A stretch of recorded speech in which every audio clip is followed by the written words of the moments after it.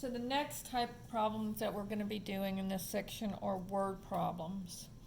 So the first word problem will be the work problems.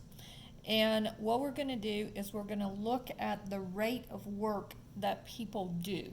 So in other words, if one person is doing one job and another person can do the same job in a certain amount of time, if you add their two rates, you'll get the work that they can do together.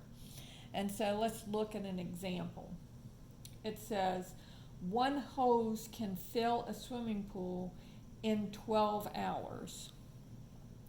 So the work that it does is one job, one pool in 12 hours. Then it says,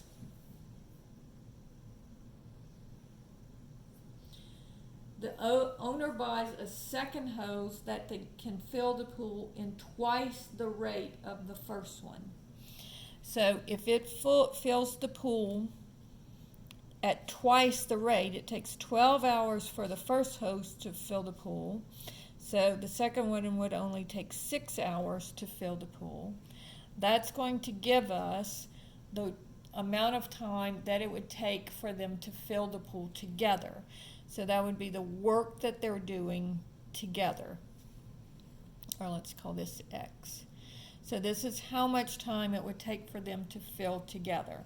So notice that my LCD is 12x. So this one, I need to multiply numerator and denominator by x.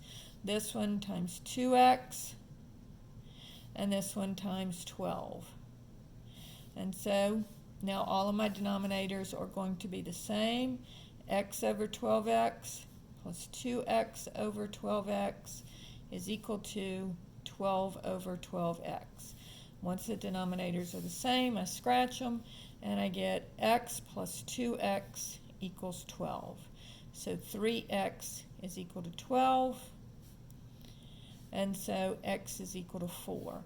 So it would take 4 hours for the hoses to fill the pool together.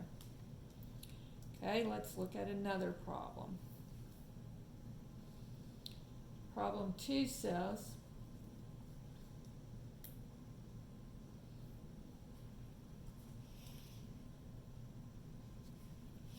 it takes Mary 4 hours to paint a room. It takes her sister 8 hours to paint the same room. So Mary does one room in 4 hours, plus her sister is doing one room in 8 hours. So the question is, how long would it take them to paint the one room together? So you're adding their two rates to get the rate of them working together. So one room in 4 hours plus one room in 8 hours gives me one room in I don't know how many hours. And so here my LCD is 8x. So this one I'm going to multiply by 2x. This one just needs the x. And then this one needs the 8.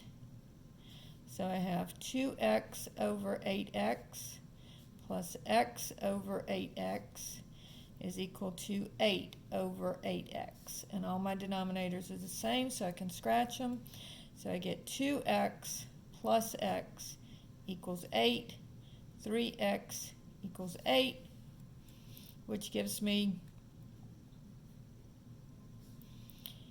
x is equal to 8/3, which would be, if I divide 3 into 8, I would get 2 2/3 hours. Or you could just leave your answer as 8/3 of an hour. So that's how you do these word problems. Now, on the last video, my camera kind of went out, it overheated. So I'm going to work one more problem for you. If I have x over x minus 2 minus 9 over x plus 4 is equal to x squared over x squared plus 2x minus 8. Now, in general, you always know that you're going to have to factor the denominators. But in these problems, the way that they're set up is, watch what's going to happen. When I factor this negative 8, it would be negative 1 times 8 or negative 2 times 4. So this will factor into x minus 2 times x plus 4, because negative 2 plus 4 gives me 2. So notice it's the same two factors that I have in my other two denominators.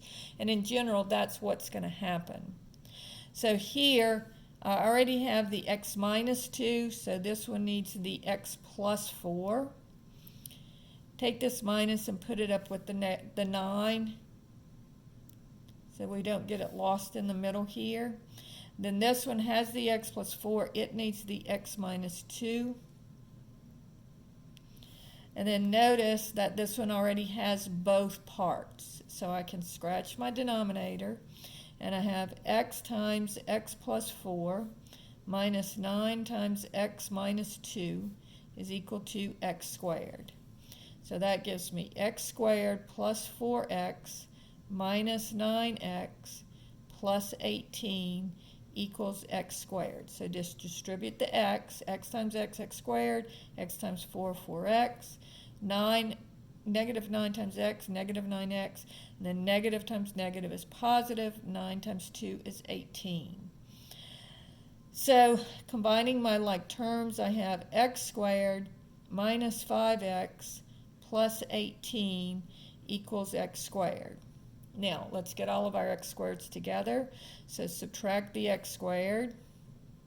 And notice they cancel on both sides. So now I just have negative 5x plus 18 equals 0. Let's bring the 5x to the other side. So add 5x to both sides. 18 is equal to 5x. And then divide both sides by 5. And I get 18/5 is equal to x. So notice here that my restricted values would be where x minus 2 or x plus 4 cannot equal 0, because remember our denominators cannot equal 0, so x could not equal 2 or negative 4. And so because this one would make this one equal to 0 and this one would make this one equal to 0.